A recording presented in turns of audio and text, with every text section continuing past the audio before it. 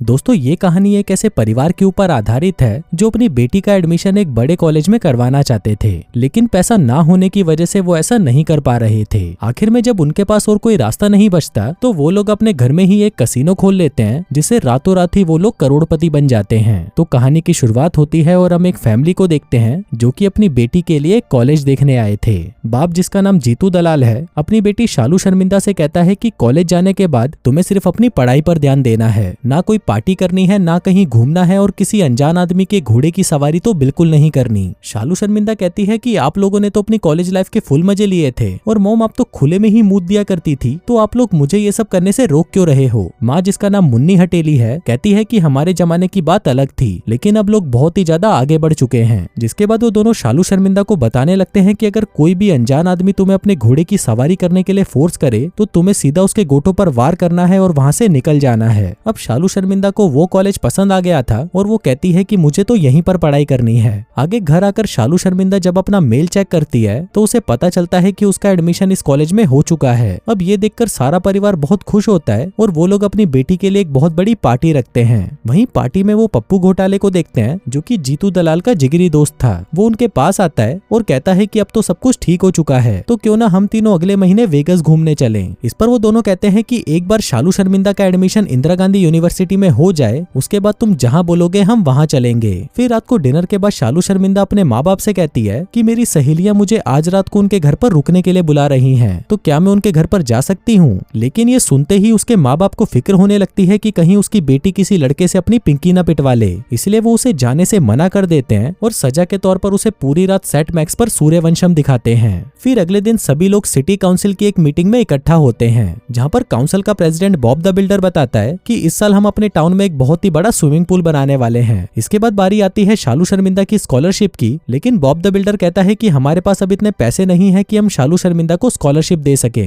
मुन्नी हटेली कहती है कि तुम्हारे पास स्कॉलरशिप देने के पैसे नहीं है, पर पूल खोलने के पैसे हैं। इस पर बॉब द बिल्डर कहता है कि स्कॉलरशिप से तो बस तुम्हारी बेटी पढ़ाई करेगी, लेकिन अगर टाउन में पूल होगा तो सभी लोग मस्ती और एंजॉय कर सकेंगे। अब ये सुनकर बाकी के लोग भी अपना हाथ खड़ा करते हैं और कहते हैं कि हमारे लिए पूल ज्यादा जरूरी है। अब क्योंकि मेजोरिटी लोगों का यही फैसला था, तो बॉब द बिल्डर भी अपना फैसला सुना देता है कि शालू शर्मिंदा को कोई भी स्कॉलरशिप नहीं दी जाएगी। अब ये सुनकर शालू शर्मिंदा के माँ बाप सदमे में चले जाते हैं, क्योंकि उनको कैसे भी करके अपनी बेटी को कॉलेज भेजना ही था और ये स्कॉलरशिप ही उनके पास एक आखिरी रास्ता था। शाम को जब वो दोनों घर वापस आते हैं तो शालू शर्मिंदा उनके पास आती है और कहती है कि मुझे पता चल चुका है कि मुझे कोई भी स्कॉलरशिप नहीं मिल रही। पर तभी उसका बाप कहता है कि बेटा तुम चिंता मत करो, मैं कैसे भी करके तुम्हारा उस कॉलेज में एडमिशन करवा कर रहूंगा। जिसके अगले ही दिन वो पैसों का जुगाड़ करने के लिए अलग अलग जगहों पर जाते हैं, लेकिन वहां से भी उन्हें सिर्फ निराशा ही हाथ लगती है। वो बैंक में लोन के लिए भी अप्लाई करते हैं, लेकिन उन्हें लोन भी सिर्फ $400 का ही मिल पाता है। अब सभी जगहों से हारकर जीतू दलाल और मुन्नी हटेली अपने दोस्त पप्पू घोटाले के घर पर जाते हैं, इस उम्मीद में कि शायद उससे ही उसे कुछ पैसे मिल जाएं। लेकिन उसके घर पर जाकर वो देखते हैं कि पप्पू घोटाले के तो अपने ही रंडी रोने खत्म नहीं हो रहे थे।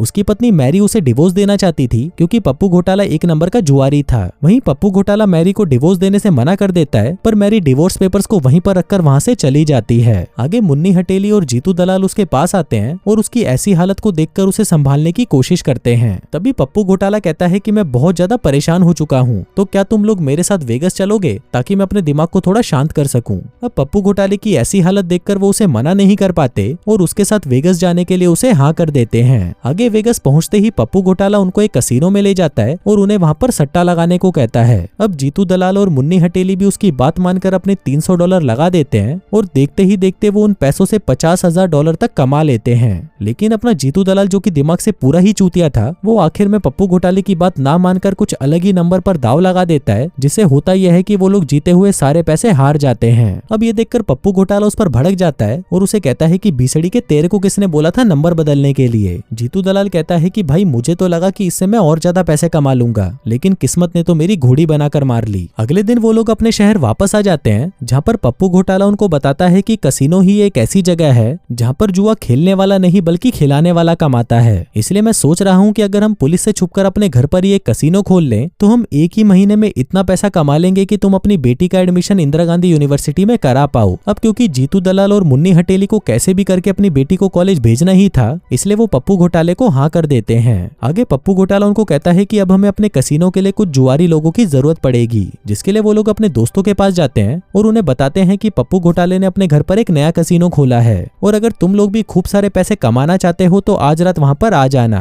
अब कसीनो के लिए कस्टमर्स का इंतजाम तो हो गया था, लेकिन एक सबसे बड़ी प्रॉब्लम ये थी कि अगर वो सभी लोग पप्पू घोटाले के घर के आगे अपनी कार को पार्क कर देंगे तो पुलिस वालों को उन पर शक हो सकता है, इसलिए वो उन सभी की कारों को एक मॉल के आगे पार्क करवा देते हैं। फिर कुछ दिनों तक कड़ी मेहनत करके वो लोग वहाँ पर एक कसीनो खोल लेते हैं और धीरे धीरे करके वहाँ पर बड़े से बड़ा जुआरी और सट्टेबाज आने लग जाते हैं। दूसरी तरफ हम पप्पू घोटाले को देखते हैं जिसने अपने कमरे में 5 सीक्रेट लॉकर बनवा लिए थे ताकि वो लोग अपने काले धन को ईडी से छुपा कर रख सकें, क्योंकि पता नहीं मोदी जी कभी भी छापा मार सकते हैं। अब जैसे जैसे समय बीतता है हम देखते हैं कि उनके कसीनो में लोगों की भीड़ बढ़ने लग जाती है, जिससे वो लोग दबाकर पैसा कमाते हैं और अपनी सारी तिजोरियों को भर लेते हैं। फिर एक दिन हम देखते हैं कि 2 जुआरी कालिया और टकले के बीच में किसी बात को लेकर लड़ाई हो जाती है। कालिया कहता है कि मैं तेरी गींड फाड़ दूंगा, तू 1 नंबर का चीटर है, जिस पर टकला कहता है कि मैं तो तेरी गींड में 2.5 फीट का डंडा डाल दूंगा। अब ये देखकर वहाँ पर मौजूद सभी लोग उन दोनों पर ही दाव लगाने लग जाते हैं। कोई कहता है कि कालिया जीतेगा तो कोई कहता है कि टकला जीतेगा। इसी दौरान वहाँ पर पप्पू घोटाला आता है और कहता है कि अगर इसका फैसला करना ही है तो फाइट क्लब से करते हैं, जो भी सामने वाले को पछाड़ देगा वो इस खेल को जीत जाएगा। जिसके बाद वहाँ पर एक फाइट क्लब शुरू हो जाता है। कालिया और टकले को रिंग में उतारा जाता है और पप्पू दलाल उन दोनों पर दाव लगाता है। अब खेल शुरू होता है जिसमें कालिया एक ही घुसड़ में टकले को चित कर देता है और खेल का विजेता बन जाता है। अब उन दोनों की फाइट देखकर वहाँ पर 2 औरतें भी एक दूसरे पर भड़क जाती हैं और कहती हैं कि हमें भी आपस में लड़ाई करनी है। जिसके बाद उन दोनों को भी रिंग में उतार दिया जाता है और उन दोनों पर भी सट्टा लगाया जाता है। अब इस मैच से वो लोग खूब सारा पैसा कमा लेते हैं और अब उनके पास उतना पैसा हो चुका था कि वो अपनी बेटी का कॉलेज में एडमिशन करवा सके।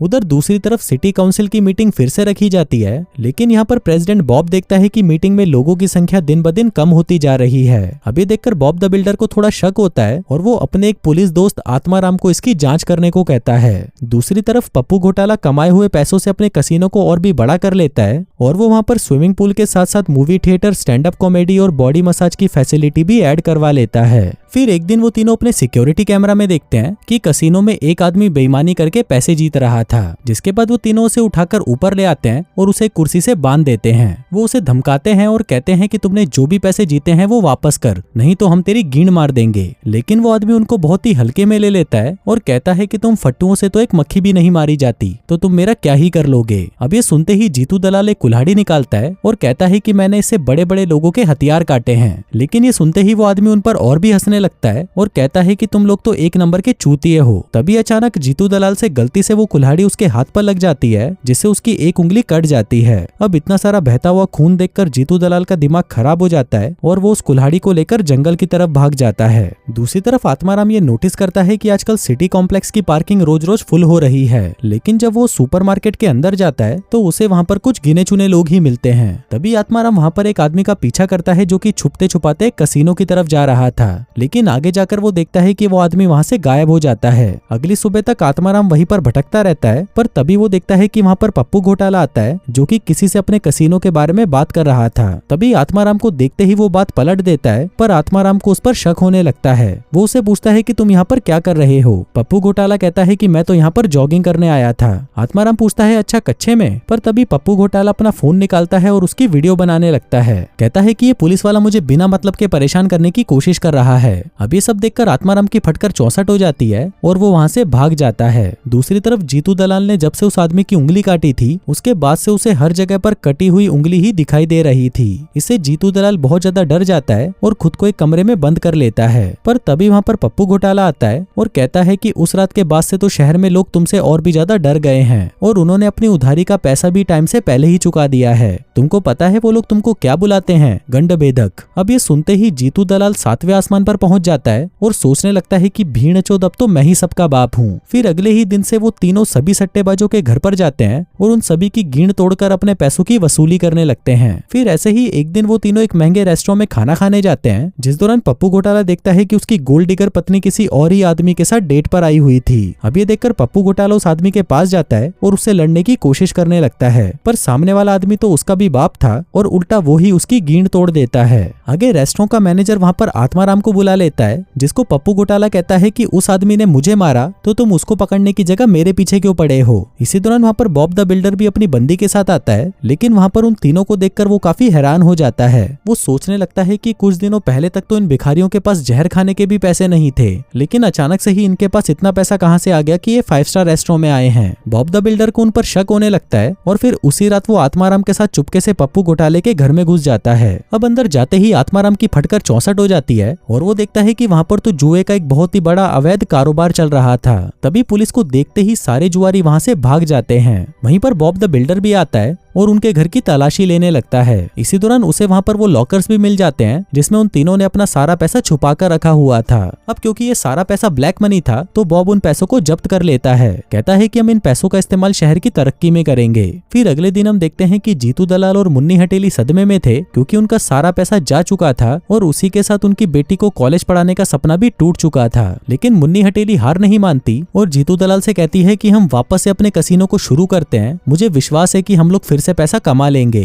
अब मुन्नी हटेली की बात मानकर जीतू दलाल फिर से कसीनो को खोल लेता है और वापस से वहाँ पर लोगों की भीड़ आना शुरू हो जाती है। फिर एक दिन वहाँ पर शालू शर्मिंदा अपने दोस्तों के साथ आती है और अपने माँ बाप को वहाँ पर काम करता हुआ देखकर हैरान हो जाती है। इसी दौरान कसीनो में वो आदमी भी आ जाता है जिसकी जीतू दलाल ने उंगली काटी थी और वो बदला लेने के लिए अपने साथ होकाय को लेकर आता है। फिर होकाय जीतू दलाल से कहता है कि तुम्हें इस आदमी की उंगली काटने के बदले इसे पैसे देने होंगे। जीतू दलाल कहता है कि मेरे पास तुम्हें देने के लिए एक फूटी कौड़ी भी नहीं है। तभी होकाय जीतू दलाल की बेटी शालू शर्मिंदा को उठा लेता है और उसे किडनैप करके अपने साथ ले जाने लगता है। लेकिन जीतू दलाल उसके पीछे कुल्हाड़ी लेकर आता है और अपनी बेटी को छुड़ाने के लिए जैसे ही वो उसके ऊपर कुल्हाड़ी चलाता है तभी वो गलती से होकाय का हाथ ही काट देता है। वहीं मुन्नी हटेली होकाय को आग लगा देती है और उसका खेल वहीं पर खत्म हो जाता है। लेकिन ये साला अकेला भी खत्म नहीं होता बल्कि अपने साथ पूरे घर को जला देता है। अब ये देखकर शालू शर्मिंदा बहुत दुखी होती है क्योंकि उस घर के साथ साथ उसका कॉलेज जाने का सपना भी खत्म हो चुका था। फिर अगले दिन वो दोनों अपनी बेटी को सारी सच्चाई बता देते हैं कि उन्होंने एक इलीगल कसीनो खोला था ताकि वो उसका एडमिशन इंदिरा गांधी यूनिवर्सिटी में करा सकें, लेकिन उस भीसड़ी वाले बॉब द बिल्डर ने उनके सारे पैसे अपने कब्जे में कर लिए। अब ये सुनकर शालू शर्मिंदा कहती है कि क्यों ना हम उन चूतियों से अपने सारे पैसे वापस चुरा लें। उधर आत्माराम भी उनकी सारी बातें छुपकर सुन रहा था, जिसके बाद वो उनके पास आता है और कहता है कि बॉब द बिल्डर एक नंबर का हरामी है, उसको शहर की कोई परवाह नहीं है बल्कि उसका तो अपनी शादीशुदा सेक्रेटरी के साथ अफेयर चल रहा है। कहता है कि बॉब द बिल्डर तुम्हारे पैसों को अपनी अय्याशियों में उड़ा देगा, इसलिए अच्छा यही रहेगा कि तुम लोग उन पैसों को वापस चुरा लो। अब क्योंकि आत्माराम भी उनका साथ दे रहा था इसलिए वो चारों मिलकर बॉब से पैसों को वापस लाने का एक प्लान बनाते हैं। फिर अगले दिन आत्माराम बॉब के पास जाता है और उसे अपने साथ रशियन दिलवाने के लिए जीबी रोड ले जाता है। पीछे से वो तीनों ऑफिस में घुस जाते हैं और उसका सारा पैसा उठाकर वहाँ से जाने लगते हैं, लेकिन उनको वहाँ पर बॉब की सेक्रेटरी देख लेती है और उसे फोन करके इन्फॉर्म कर देती है। अब उसकी बात सुनते ही बॉब द बिल्डर वापस आ जाता है और उन तीनों पर हमला कर देता है,